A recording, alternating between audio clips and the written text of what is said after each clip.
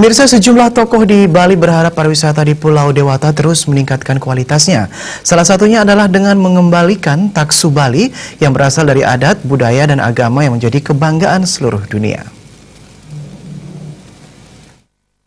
Seorang tokoh muda Bali, Iketut Putra Ismaya Jaya mengatakan, kesadaran masyarakat Bali saat ini terkait adat, budaya, dan agama mulai kurang.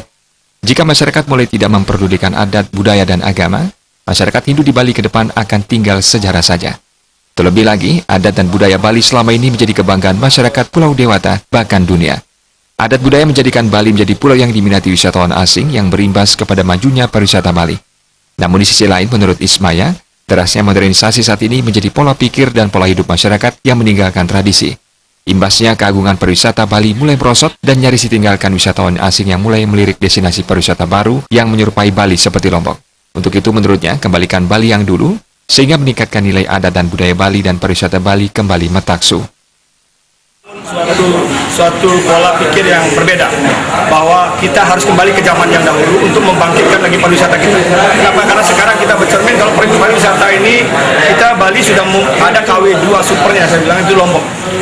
Ketika kita tidak peduli dan kita sombong terhadap aturan yang ada, kita terlalu tidak mau peduli dengan situasi, mungkin Bali akan tinggal sejarah juga pariwisatanya.